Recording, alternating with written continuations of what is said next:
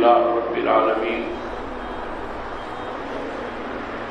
والصلاة والسلام على سيدنا محمد وعلى آله وأصحابه أجمعين. أما بعد فقد قال الله تعالى في القرآن المجيد: أعوذ بالله من الشيطان الرجيم، بسم الله الرحمن الرحيم. ألا إن أولياء الله لا خوف عليهم ولا هم يحزنون الذين آمنوا وكانوا يتقون. وقال أيضا: لقد من الله على المؤمنين إذ بعث فيهم رسولا من أنفسهم يتلو عليهم آياته ويزكيهم ويعلمهم الكتاب والحكمة وإن كانوا من قبل لفي ضلال مبين. وقال رسول الله صلى الله عليه وسلم: إن الله يبعث لهذه الأمة من يجدد لها دينها، أو كما قال عليه الصلاة والسلام.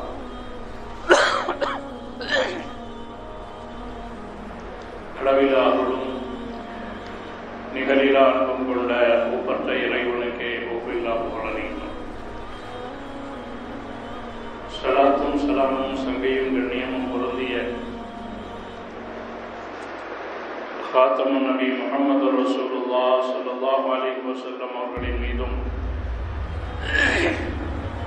அவர்களின் அடிச்சுவட்டை அடிப்பொருளாமல் அப்படியே பின்பற்றி நடந்தவருமை சஹாபாக்கள், தாபீன்கள், தபா தாபீன்கள், இந்த தீன் செழித்து வளர்ந்த காரணமாக இந்த இறைநேசத்தில்வர்கள், சுஹதாக்கள், சாலிஹீன்கள், இன்னும் இங்கு குழுமி இருக்கும் நம் அனைவரின் மீதும் அல்லாஹ்வின் சாந்தியும் சமாதானமும் என்றென்று முடித்தாவதாக. கணியத்திற்குரிய அல்லாஹ்வின் நல்லடியார்களே, நாம் பின்பற்றி நடைமுறைப்படுத்திக் கொண்டிருக்கிற இந்த இஸ்லாமிய மார்க்கமானது உலகத்தில் உள்ள எல்லா மார்க்கங்களையும் விட சிறந்த மார்க்கம் என்பது மாத்திரமல்ல, உன்னதமானது, தூய்மையானது. மற்ற எல்லா மார்க்கங்களை விட இஸ்லாமிய மார்க்கத்திற்கு ஒரு தனிப்பட்ட சிறப்பு என்னவென்று சொன்னால்,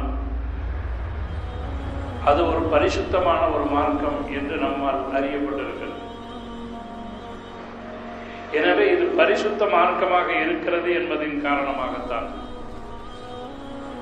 குறிப்பாக தெய்வ கொள்கைகளும் சரி, மனித வாழ்க்கைக்கு தேவையான வாழ்க்கை திட்டங்களை சொல்லித் தருவதிலும் சரி, பாரபட்சமில்லாத நடைமுறையை கொண்டிருப்பதின் காரணமாகத்தான் தான் புறப்பட்ட காலத்திலிருந்து இன்று வரை செழித்து வளர்ந்தொங்கிக் கொண்டே இருக்கிறது. உன்னதமாக சிறந்த மார்க்கமாக மற்ற மக்களால் மதிக்கப்பட்டுக் கொண்டிருக்கிறது என்பதை நாம் நிதர்சனமாக பார்த்து வருகிறோம். பொதுவாக இயல்பாக ஒரு பழக்கம் என்னவெனில், எது தூய்மையான பொருளாக இருக்கிறதோ, சிறந்த பொருளாக இருக்கிறதோ, அவைகள் எப்பொழுதும் விமர்சனத்திற்கு உள்ளாக்கப்படுவதும், குறை சொல்லப்படுவதும், அதனுடைய வளர்ச்சி பாதையை வீழ்ச்சி பாதைக்கு கொண்டு செல்கிற யுத்தியாக இருக்கிறது என்பதையும் நாம் பார்த்து வருகிறோம். அந்த விதத்தில் தூய்மையான மார்க்கமான இஸ்லாம் அது குறை சொல்லப்படுவதற்கான காரணம், அது தூய்மையான மார்க்கமாக, இயல்பான மார்க்கமாக, எல்லா மனிதர்களையும் மதிக்கின்ற மார்க்கமாக, குறிப்பாக சமமாக மதிக்கின்ற மார்க்கமாக இருக்கிறது என்பது இன்னொரு காரணமாகும். எனவே அந்த மார்க்கத்தினுடைய தனித்தன்மையை இழக்க செய்ய வேண்டும் என்கிற அடிப்படையில், அந்த மார்க்கத்தை தொய்வுறச் செய்ய வேண்டும் என்கிற அடிப்படையில், அந்த மார்க்கத்தினுடைய கருத்துக்களை, கொள்கைகளை நீர்த்து போக செய்ய வேண்டும் என்கிற அடிப்படையில் பல சதிவடைகளை பின்னப்பட்டு வருவதையும் நாம் கண்கூடாக கண்டு வருகிறோம்.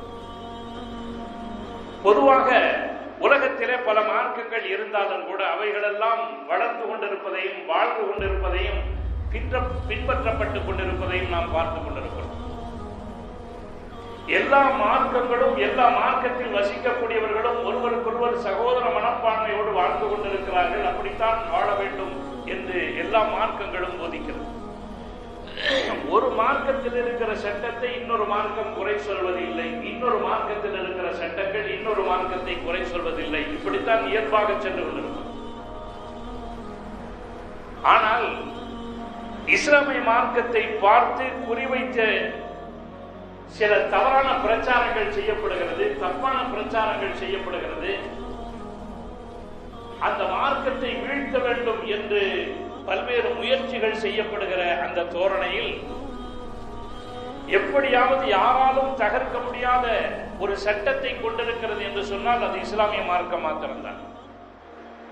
எனவேதான் நான் இங்கே நினைவு கூர்ந்ததை போல, வல்லரசாக இருக்கக்கூடிய அமெரிக்கா இஸ்லாமிய ஷரியத்தை பார்த்து பயப்படுகிறது என்றால் அந்த ஷரியத்தினுடைய சட்டம் எவ்வளவு ஆழமானதாக, எவ்வளவு உறுதியானதாக காலம் கடந்து வந்து கொண்டிருக்கிறது என்பதையும் நாம் சிந்திக்க கடமைப்படுகிறோம். அரபுலகத்திலே கொட்டி கிடக்கின்ற செல்வங்களை குறித்து அமெரிக்கா பயப்படவில்லை, அங்கிருக்கிற பெட்ரோல் வளத்தை கொண்டு பயப்படவில்லை, அங்கிருக்கிற ஆயுத வளர்ச்சியை கொண்டு பயப்படவில்லை. இருந்தாலும் ஷரியத் எங்களை பயமுறுத்துகிறது என்று சொன்னால் இஸ்லாம் எப்படிப்பட்ட உறுதியான ஷரியத் சட்டங்களை கொண்டிருக்கிறது என்பது நம்முடைய கவனத்திற்குரிய விஷயம். எனவே எப்படியாவது இஸ்லாமிய மார்க்கத்தை ஒளித்தொழிக்க வேண்டும் என்கிற அடிப்படையில் ஷரியத்தினுடைய சட்டத்திலே எப்படியாவது அரசாங்கத்தின் மூலமாக, அதிகாரத்தின் மூலமாக கை வைக்கப்பட வேண்டும் என்கிற அடிப்படையில் தான் எல்லா மக்களுக்கும் பொதுவான பொது சிவில் சட்டத்தை கொண்டு வர வேண்டும் என்கிற குரல்கள் எழுப்பப்படுவதனுடைய நோக்கம் இதுதான். கிறிஸ்துவ மார்க்கத்தை குறித்து அவர்களுக்கு அக்கறை இல்லை, சீக்கிய மார்க்கத்தை குறித்து அக்கறை இல்லை, இஸ்லாமிய மார்க்கத்தை குறித்து அக்கறை இருக்கிறது. இஸ்லாமிய மார்க்கத்தை குறித்து குறிவைக்கப்படுகிறது என்று சொன்னால் அதனுடைய ஷரியத் சட்டத்தில் எப்படியாவது கை வைத்து விட வேண்டும். பொது சிவில் சட்டத்தினுடைய நோக்கம் எல்லா மனிதர்களும் நிம்மதியாக வாழ வேண்டும் என்கிற அடிப்படையில் அல்ல, இஸ்லாமிய ஷரியத் சட்டத்தை இல்லாமலாக்க வேண்டும். இஸ்லாமிய பெண்கள் தலாக்கினுடைய அடிப்படையில் கொடுமைப்படுத்தப்படுகிறார்கள் என்கிற குற்றச்சாட்டை சுமத்தாட்ட வேண்டும். ஒரு மதத்தை பின்பற்றிக் கொண்டிருக்கிற பெண்கள் அந்த மதத்திலே கொடுமை இருக்கிறது என்று சொன்னால் யார் சொல்ல வேண்டும்? ஒரு மதத்தின் சட்டங்கள் ஒரு குறிப்பிட்ட நபர்களை கொடுமைப்படுத்துகிறது, ஒரு குறிப்பிட்ட இனத்தை கொடுமைப்படுத்துகிறது என்று சொன்னால் அதில் பாதிக்கப்பட்டவர்கள் சொல்ல வேண்டும், வேடம் தரித்தவர்கள் சொல்லக்கூடாது. சரியாக சொல்வதானால் மார்க்கத்தில் அரைகுறையாக வாழ்ந்து கொண்டிருக்கிறார்களே அவர்கள் சொல்லக்கூடாது. இப்பொழுது கூட அந்த தாலிபான்களை குறித்து சொல்லப்பட்டிருக்கிறது, அவர்களுடைய ஆட்சி வந்துவிட்டால் பொதுமக்களுக்கு ஏதோ ஆபத்து ஏற்படுவதை போலவும், ஷரியத் சட்டம் குறிப்பாக பெண்களை கொடுமைப்படுத்துகிறது என்பதை போலவும் ஒரு மாய தோற்றத்தை உலகத்திலே கற்பிக்கப்படுகிறது. அப்படி அந்த நாட்டை கொண்டு, அந்த நாட்டின் காரணமாக ஓடிக்கொண்டிருப்பவர்கள் யார், தாலிபான்களை பயந்து ஓடிக்கொண்டிருப்பவர்கள் யார் என்கிற கணக்கெடுப்பு எடுக்கிற பொழுது எத்தனை லட்சம் மக்களுக்கு எத்தனை பேர் ஊரை விட்டு ஓடுகிறார்கள் என்று கணக்கு பார்க்கிற பொழுது சுமார் 8000 பேர் என்று செய்திகளிலே சொல்லப்படுகிறது. 35 லட்சம் மக்களிலே 8000 பேருக்கு அந்த மார்க்கம் பிடிக்கவில்லை என்று சொன்னால், தாலிபான்களுடைய ஷரியத் சட்டம் பிடிக்கவில்லை என்று சொன்னால் அவைகளெல்லாம் ஒரு ஆதாரமாக அடிப்படையாக எடுத்துக் கொள்ளக்கூடாது. ஓடக்கூடியவர்கள் யார்? இந்த தாலிபான்களுடைய ஆட்சி பிடிக்கவில்லை, ஷரியத்துடைய சட்டம் பிடிக்கவில்லை என்று ஓடக்கூடியவர்கள் யார்? மார்க்கத்தில் அரைகுறையாக இருப்பவர்கள். இன்னும் சொல்ல போனால் மார்க்கத்தின்படி நடக்காதவர்களுக்கு தான் ஷரியத்தினுடைய சட்டம் பிடிக்காது. ஈமான் கொண்டவர்களுக்கும் இஸ்லாத்திலே ஆழமாக இருப்பவர்களுக்கும் நிச்சயமாக ஷரியத்தினுடைய சட்டம் பிடித்தே தீரும். அப்படி ஒரு மாய தோற்றத்தை உண்டாக்கப்படுகிறது. அந்த அடிப்படையில் தான் ஏதோ 2 பெண்கள் பாதிக்கப்பட்டிருக்கிறார்கள், அல்லது அவர்களுடைய கணவன்மார்கள் ஷரியத்துடைய சட்டத்தை தவறாக பிரயோகித்திருப்பார்கள். இதை மையமாக வைத்து இஸ்லாத்திலே வாழ்ந்து கொண்டிருக்கிற எல்லா பெண்களும் தலாக்கினுடைய சட்டத்தினால் பாதிக்கப்படுகிறார்கள் என்று சொல்வது முற்றிலும் உண்மைக்கு புறம்பானது. அப்படித்தான் ஷரியத் சட்டத்திலே கை வைக்கவர்கள் நினைக்கிறார்கள். பொது சட்டத்தை கொண்டு வந்து முஸ்லிம்களினுடைய தலாக்கு சட்டத்திலே கை வைப்பார்கள், பிறகு ஜும்மாவிலே கை வைப்பார்கள், தொழுகைகளிலே கை வைப்பார்கள். இப்படி கை வைக்குதல் என்பது இஸ்லாத்திலே தொடர்ந்து கொண்டே இருக்கும். குறிப்பாக இந்த இந்த மார்க்கத்தை ஊழப்படுத்த வேண்டும், இந்த மார்க்கத்தை சிதைக்க வேண்டும் என்கிற அடிப்படையில் தான் இவைகள் எல்லாம் நடந்து கொண்டிருக்கிறது. மறுமுனையில் சிலர் இப்படி சொல்கிறார்கள், இஸ்லாமிய மார்க்கம் இந்த உலகத்திலே ஏன் வளரக்கூடாது தெரியுமா? பலவிதமான குற்றச்சாட்டுகள். லவ் ஜிஹாத் என்று இஸ்லாத்திலே ஒன்று இருக்கிறதா? இஸ்லாமிய இளைஞர்கள் எல்லாம் லவ் ஜிஹாதுக்கு தயார்படுத்தப்படுகிறார்கள். அந்நிய மதத்தை சார்ந்த, சகோதர மதத்தை சார்ந்த அந்த இளம்பெண்களை குறிவைத்து லவ் ஜிஹாது பரப்பப்படுகிறது என்று இவர்களே ஒரு கூட்டத்தை உருவாக்கிவிட்டு இஸ்லாமிய இளைஞர்கள் அதற்காக தயார்படுத்தப்படுகிறார்கள் என்கிற குற்றச்சாட்டெல்லாம் வைக்கப்படுவதனுடைய பின்னணி என்ன? இஸ்லாமிய மார்க்கத்தை எப்படியாவது சிதைத்து விட வேண்டும் என்பதுதான். அதில் ஒருவர் சொல்கிறார், இஸ்லாமிய மார்க்கம் மிக ஆபத்தானது. ஏன் தெரியுமா? சொர்க்கத்தை காட்டி ஆசை ஊட்டுகிறார்கள், நரகத்தை காட்டி பயமுறுத்துகிறார்கள் என்கிற குற்றச்சாட்டை ஒருவர் முன்வைக்கிறார்.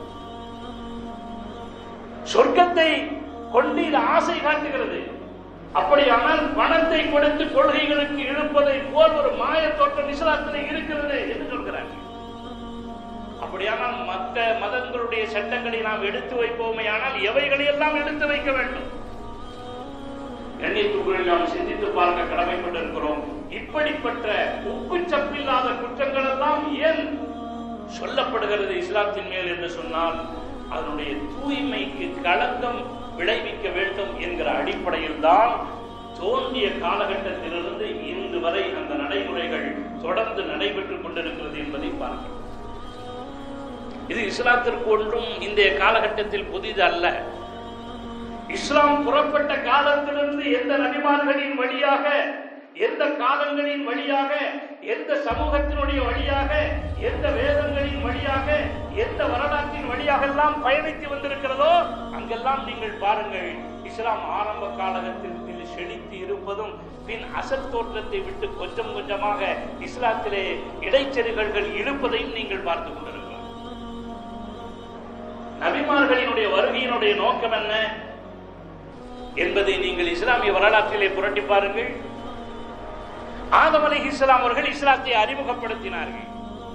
பிறகு ஆதம் அலைஹிஸ்ஸலாம் அவர்கள் மறைவுக்கு பிறகு நபிமார்களுடைய வருகை சில காலம் இல்லாமல் இருந்தது. அடுத்ததாக ஈசா அலைஹிஸ்ஸலாம் அவர்கள் வருகிறார்கள். ஆதம் அலைஹிஸ்ஸலாம் அவர்கள் எந்த இஸ்லாத்தை போதித்தார்களோ, எந்த கொள்கையை போதித்தார்களோ, எந்த இஸ்லாமிய அடிப்படைகளை சொல்லி சென்றார்களோ, கடைபிடிக்க சொன்னார்களோ, அவைகளெல்லாம் அந்த மக்களின் மூலமாக பின்பற்றப்பட்டு கொஞ்சம் கொஞ்சமாக இஸ்லாம் தன்னுடைய அசல் தோற்றத்தை இழந்து சிலை வணக்கங்கள் எல்லாம் அதில் உட்புகுத்தப்பட்டு எப்பொழுது தன் அசல் தோற்றத்தை இஸ்லாம் இழந்து போய் பெயரளவுக்கு இஸ்லாம் என்கிற அளவில் இருக்கின்ற போதுதான் நபிமார்கள் அதை புதுப்பிப்பதற்காக, செப்பனிடுவதற்காக அனுப்பப்பட்டிருக்கிறார்கள் என்பதை பார்க்கிறோம். 1,24,000 நபிமார்கள் இந்த உலகத்திலே வர வேண்டிய அவசியம் என்ன? அல்லாஹ் நினைத்திருந்தால் ஒரே நபியோடு முடித்திருக்கிறார். அல்லாஹ்வுக்கு ஒரே வேதத்தின் மூலமாக உலகத்தில் இருக்கிற எல்லா மக்களையும் சீர்திருத்தம் செய்ய அவனால் முடியும். உலகத்தில் இருக்கிற எல்லா மக்களுக்கும் ஒரே நபியை கொண்டு ஈமானுடைய ஒளியை அல்லாஹ் பாய்ச்சி விட முடியும். அப்படிப்பட்ட ஆற்றல் கொண்டவன் அல்லாஹ். இருப்பினும் கூட 1,24,000 நபிமார்கள் இந்த இஸ்லாமிய மார்க்கத்தினுடைய நீண்ட நெடிய பயணத்திற்கு தேவைப்பட்டிருக்கிறார்கள் என்றால் இயல்பு நிலை என்ன? ஒவ்வொரு மார்க்கமும் ஒவ்வொரு நபியும் வந்து அந்த வேதத்தை கொண்டு இஸ்லாமை புதுப்பித்துக் கொண்டே இருந்திருக்கிறார்கள். காரணம், இயல்பு மக்களுடைய மனோ இச்சையோடு பிணைக்கப்பட்டிருப்பதன் காரணமாக கொஞ்சம் கொஞ்சமாக மனோ இச்சைக்கு வழிபட்டவர்கள், மனோ இச்சைக்கு உட்பட்டவர்கள் அந்த மார்க்கத்தை கொண்டு வருவது என்பது இயல்பான நோக்கமாக இருக்கிறது. 1,24,000 நபிமார்கள் அல்லாஹ்வை சொல்லத்தான் வந்தார்கள், இஸ்லாமிய மார்க்கத்தை சொல்லத்தான் வந்தார்கள், அல்லாஹ்வுக்கு வழிபட வேண்டும் என்பதைத்தான் சொல்ல வந்தார்கள். காரணம் என்ன? 1,24,000 நபிமார்களினுடைய வந்த நோக்கம் அல்லாஹ்வை சொல்வது, வழிபாட்டை சொல்வது, அந்த அல்லாஹ்வை வணங்குவதை மாத்திரம்தான் வழிபாடாக கொள்ள வேண்டும் என்று சொல்வது என்கிற ஒரு நோக்கத்திற்கு மாற்றமாக இடையிடையே அந்தந்த மார்க்கங்கள் சில காலத்திற்கு பிறகு தன் சுய தோற்றத்தை இழந்து விடுகின்றன என்பதின் காரணமாகத்தான் நபிமார்கள் இந்த உலகத்திற்கு அனுப்பப்பட்டுக் கொண்டிருக்கிறார்கள் என்பதை பார்க்கிறோம். அதே மாதிரி ஒரு நபி வருகின்ற போது அந்த நபி வாழும் காலமெல்லாம், அந்த நபியோடு இருக்கின்ற காலமெல்லாம் ஈமான் புத்துணர்வோடு இருக்கும்.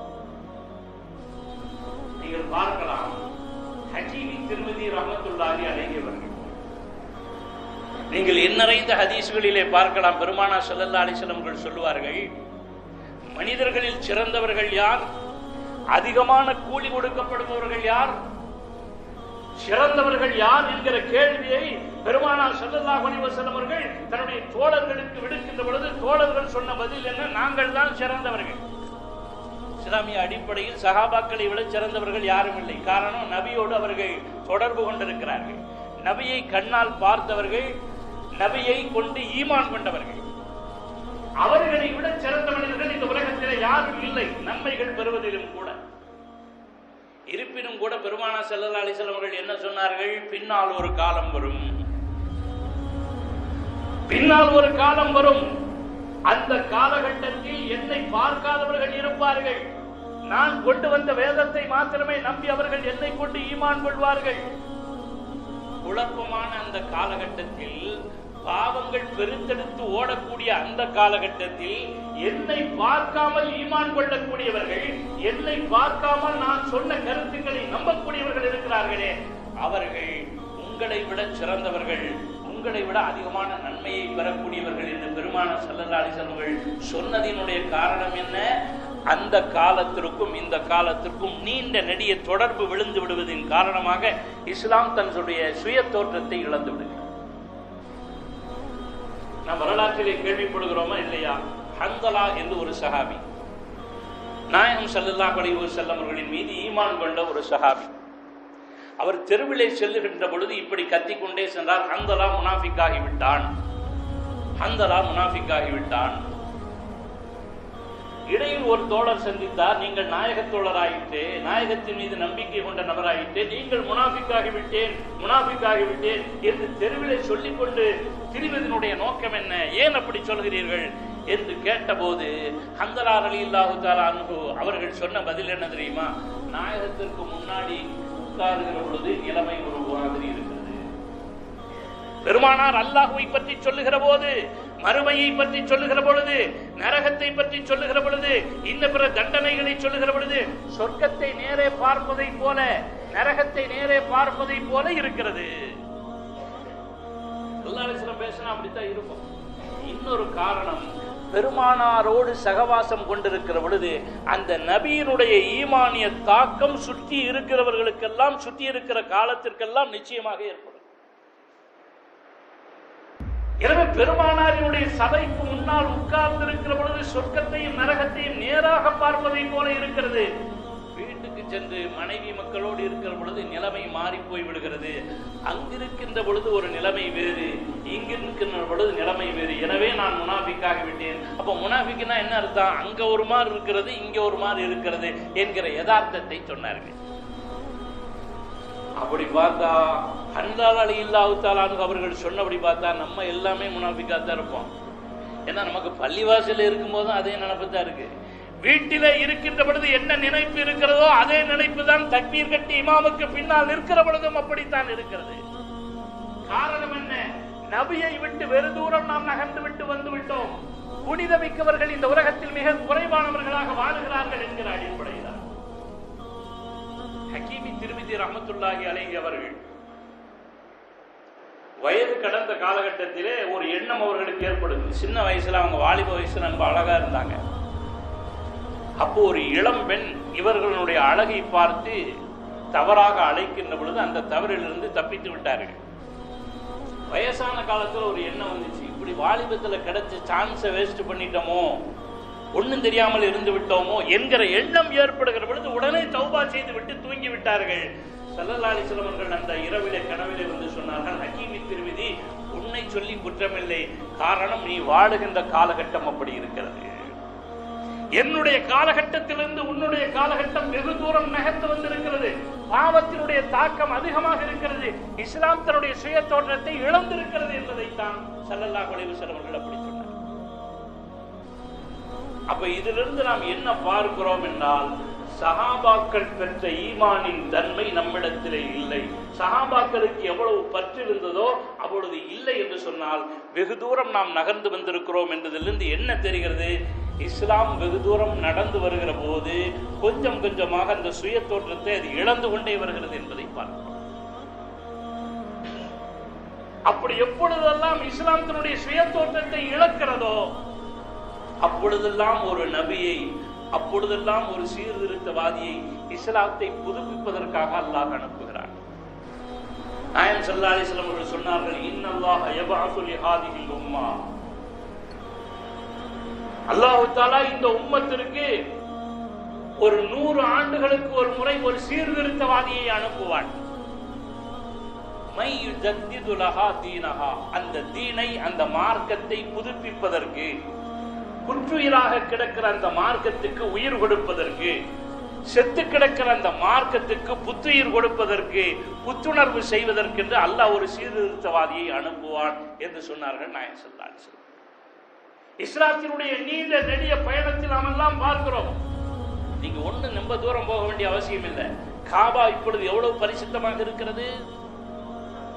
சிலைகளினுடைய வாடை இருக்கிறதா?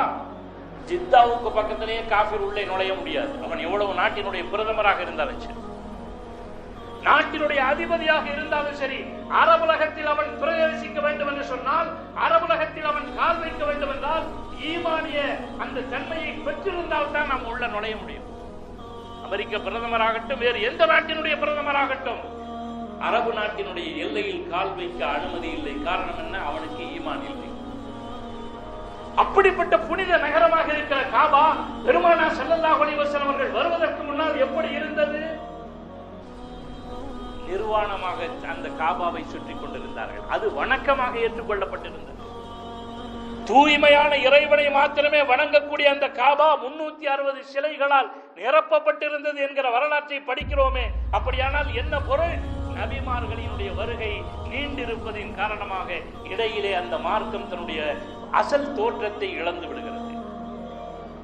எனவே பெருமானார் ஸல்லல்லாஹு அலைஹி வஸல்லம் அவர்கள் வந்தார்கள். அவர்களை தூய முறையிலே அல்லாஹ் தோற்றுவித்தார். அவர்களுடைய நற்குணத்தின் காரணமாக, ஏகத்துவ பிரச்சாரத்தின் காரணமாக அவர்கள் இந்த மார்க்கத்தை திரும்ப பழைய நிலைக்கு கொண்டு வந்தார்கள் என்பதை எல்லாம் வரலாற்றிலே பார்க்கிறோம்.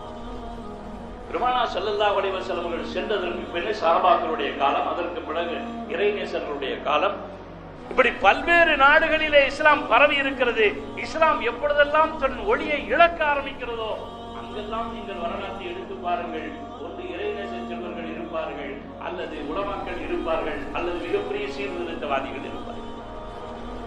அந்த வகையில் இந்த மாதம் முஹிதீன் அப்துல் காதிர் ஜீலானி கத்தஸல்லாஹு சிர்ரஹுல் அஸீஸ் அவர்களை நினைவு கூறப்படுகிறது. அவர்கள் இருக்கிற பகதாது மாநகரத்தில் பல்வேறு அரசர்கள் இருந்திருக்கிறார்கள், பல்வேறு நாட்டினுடைய அதிபதிகள் இருந்திருக்கிறார்கள். அவர்கள் அந்த நாட்டிலே தான் இருந்தார்கள், ஆட்சி செய்தார்கள் என்கிற அடிச்சுவடு கூட இல்லை.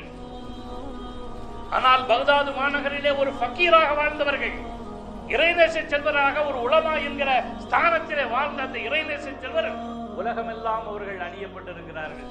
எங்க போய் கேட்டீங்கன்னா முஹிதீன் அப்துல் காதிர் ஜீலானின்னா தெரியும். அந்த நாட்டிலே எத்தனை பிரதமர்கள் வாழ்ந்திருக்கிறார்கள், எத்தனை மன்னர்கள் வாழ்ந்திருக்கிறார்கள், வரலாறு தெரியாது. அவர்கள் மறக்கடிக்கப்பட்டிருப்பார்கள்.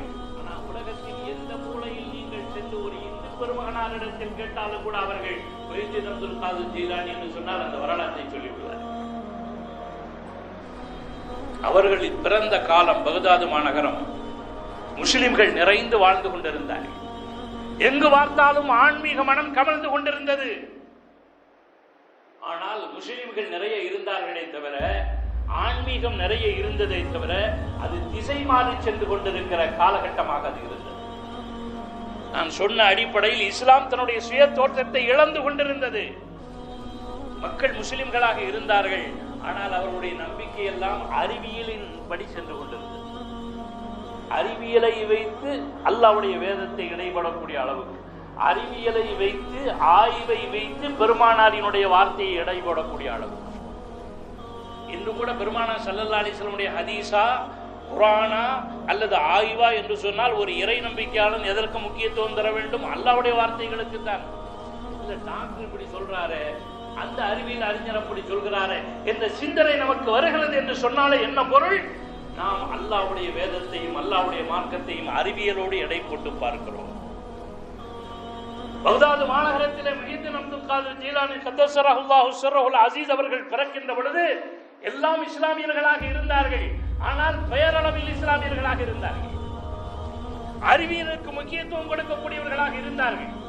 இஸ்லாம் தன்னுடைய திசையை திருப்பிக் கொண்டிருந்தது. அப்படிப்பட்ட காலகட்டத்தில் தான் முஹித்தீன் அப்துல் காதிர் ஜீலானி கத்தஸரஹுல்லாஹு ஸர்ரஹுல் அஸீஸ் அவர்கள் இந்த உலகத்திலே பிறக்கிறார்கள். இன்னொன்று ஆன்மீகம் இருந்தது. பல ஷேகுமார்கள் வாழ்ந்து கொண்டிருந்தார்கள்.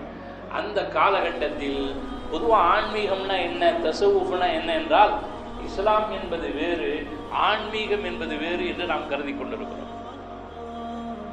சில குருமார்கள் இருக்கிறார்கள், ஆன்மீகம் என்கிற பெயரில் ஷரியத்தினுடைய வரம்பை தாண்டக்கூடியவர்கள் இருக்கிறார்கள். பெண்களை கட்டிப்பிடிக்கக்கூடியவர்கள் இருக்கிறார்கள், பெண்களை புத்தம் கொடுக்கக்கூடியவர்கள் இருக்கிறார்கள். காரணம் கேட்டா அவன் என்ன சொல்றான் தெரியுமா? அது அல்லாஹ்வுடைய ஸ்தானத்துல நான் இருக்கேன், அவருக்கு ஆன்மீக குருவாக நான் இருப்பதின் காரணமாக அந்த அம்மாவுக்கு நான் தந்தையினுடைய ஸ்தானத்திலே இருக்கிறேன், எனவே கையை முத்தமிடலாம், கட்டிப்பிடிக்கலாம்.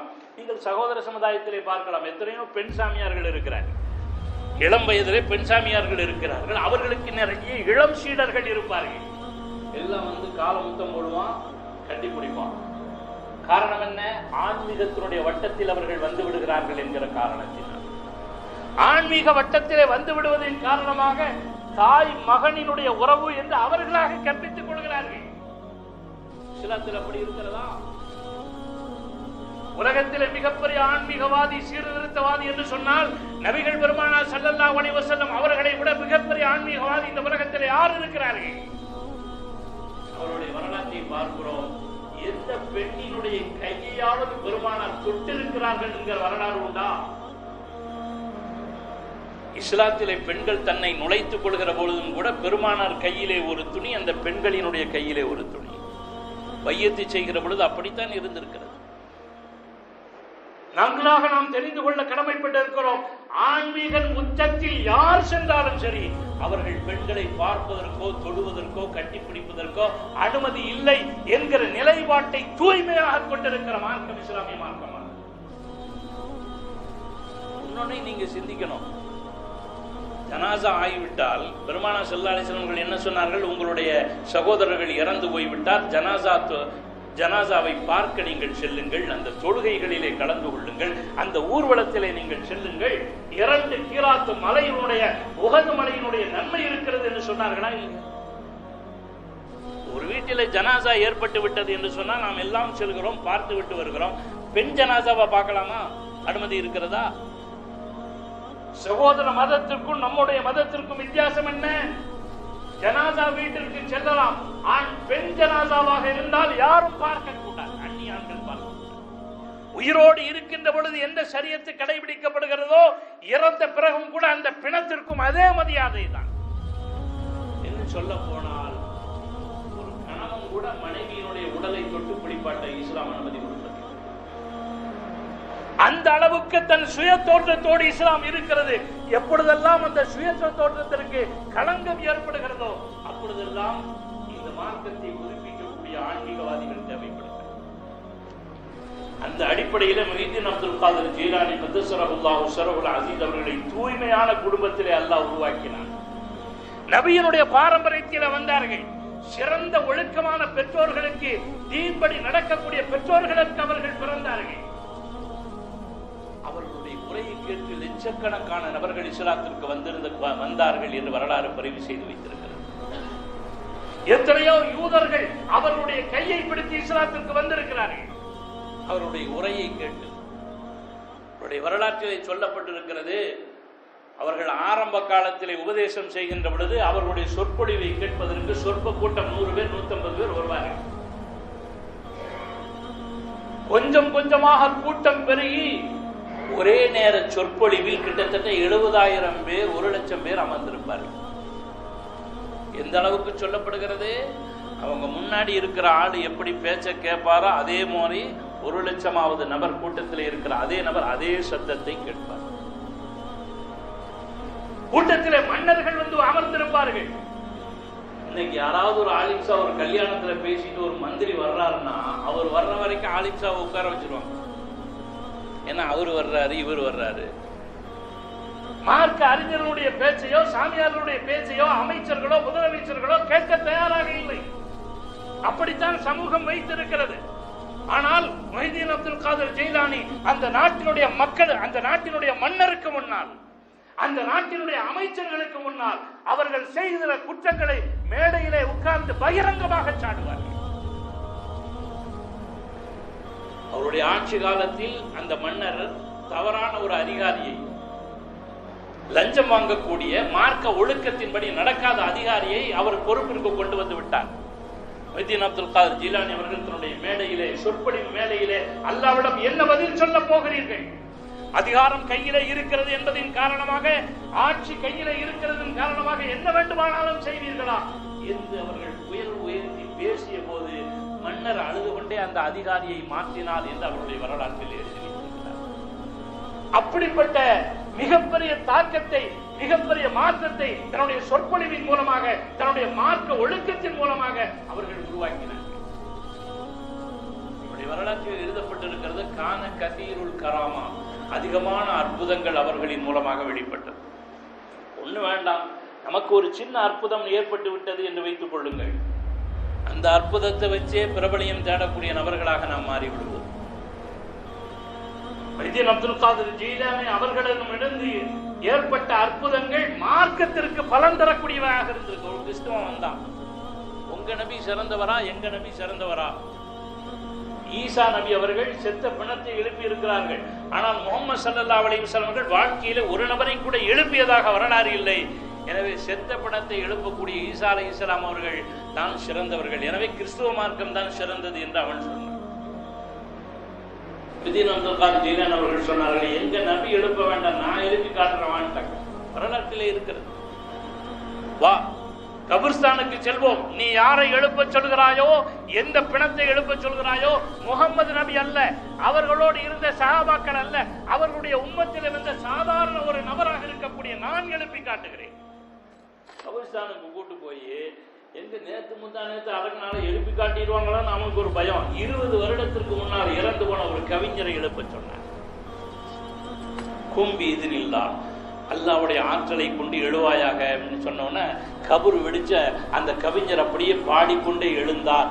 திரும்ப செல்வாயாக என்று சொன்னார்கள். அந்த பிணம் அப்படியே தான் இருந்த மாதிரியே அடங்கி போனது என்று மொஹிதீன் அப்துல் காதர் ஜீலானி கத்தஸரஹுல்லாஹு ஸரஃபுல்லாஹினுடைய வாழ்க்கை வரலாற்றில் எழுதப்பட்டிருக்கிறது. இப்படி தன்னிடமிருந்து வெளிப்பட்ட எல்லா அற்புதங்களையும் இந்த மார்க்கத்தினுடைய வளர்ச்சிக்கு அவர்கள் பயன்படுத்தி இருக்கிறார்கள். இந்த மார்க்கத்தினுடைய சீர்திருத்தத்திற்கு அவர்கள் பயன்படுத்தி இருக்கிறார்கள். நாம் நினைத்து பார்க்க கடமைப்பட்டிருக்கிறோம். இன்னைக்கு அதே மொஹிதீன் அப்துல் காதர் ஜீலானி கத்தஸரஹுல்லாஹு ஸரஃபுல் அஸீஸ் அவர்களின் பெயரிலே நிறைய அனாச்சாரங்கள் நடைபெற்றிருக்கிறது. அந்த தீனை எப்படி தன் அசல் தோற்றத்திலே தன்னுடைய சொற்பொழிவாலும், தன்னுடைய கல்வியாலும், தன்னுடைய நாவன்மையாலும், தன்னுடைய நிரந்தரமான அற்புதமான மார்க்க ஒழுக்கத்தாலும் அவர்கள் புதுப்பித்தார்களோ, அந்த மார்க்கத்தில் இருக்கக்கூடிய நபர்கள் அந்த நபரினுடைய பெயரை வைத்தே மார்க்கத்தில் தவறான அனுஷ்டானங்களை பூர்த்தி விட்டார்கள் என்று சொன்னால் நாம் சிந்திக்க கடமைப்படுகிறோம். எனவே அவர்கள் எதை சொன்னார்களோ, எந்த வழியை பின்பற்ற சொன்னார்களோ, அந்த வழியில் செல்வதுதான் அவர்களுக்கு நாம் செலுத்துகிற உரிய மரியாதையாக இருக்க முடியும். எனவே வழிமார்களின் வழியாக, இறைநேச செல்வர்களின் வழியாக, நபிமார்களின் வழியாக, சஹாபாக்களின் வழியாக எங்கெல்லாம் நாம் பயணித்து பார்க்கிற பொழுது இந்த மார்க்கம் வளர்க்கப்பட்டிருக்கிறது, இந்த மார்க்கம் வார்த்தெடுக்கப்பட்டிருக்கிறது. அது சொல்லக்கூடிய உண்மை என்ன? நீங்கள் வேறு எந்த அதிசயத்தையும் செய்ய வேண்டிய அவசியம் இல்லை. இந்த உலகத்திலே இந்த மார்க்கம் நெருங்கி பரவ வேண்டும் என்று சொன்னால், வேகமாக வளர வேண்டும் என்று சொன்னால், நீங்கள் செய்யக்கூடிய முயற்சி என்ன? எல்லா முயற்சியும் செய்ய வேண்டும். இருந்தாலும் இப்பொழுது இந்த காலகட்டத்தில் நீங்கள் செய்ய வேண்டிய முயற்சி என்ன? மார்க்கம் தன்னுடைய அசல் தோற்றத்திலே எதை சொன்னதோ அதை முழுமையாக கடைபிடிப்பதுதான் இந்த மார்க்கத்திற்கு நீங்கள் செய்கிற உபகாரம். எனவே இறைநேச செல்வர்கள் எப்படி வாழ்ந்து காட்டினார்களோ, எப்படி வாழ்ந்து இந்த உலகத்திற்கு இருக்க வேண்டும் என்று கற்பித்து சென்றார்களோ, அப்படி வாழக்கூடிய பாக்கியத்தை அல்லாஹ் தஆலா நம் அனைவருக்கும் ஆக்கி அருள் புரிவானாக. வாஹிர் தஅவானா அல்ஹம்துலில்லாஹி ரப்பில் ஆலமீன். அஸ்ஸலாமு அலைக்கும் வரஹ்மத்துல்லாஹி தஆலா.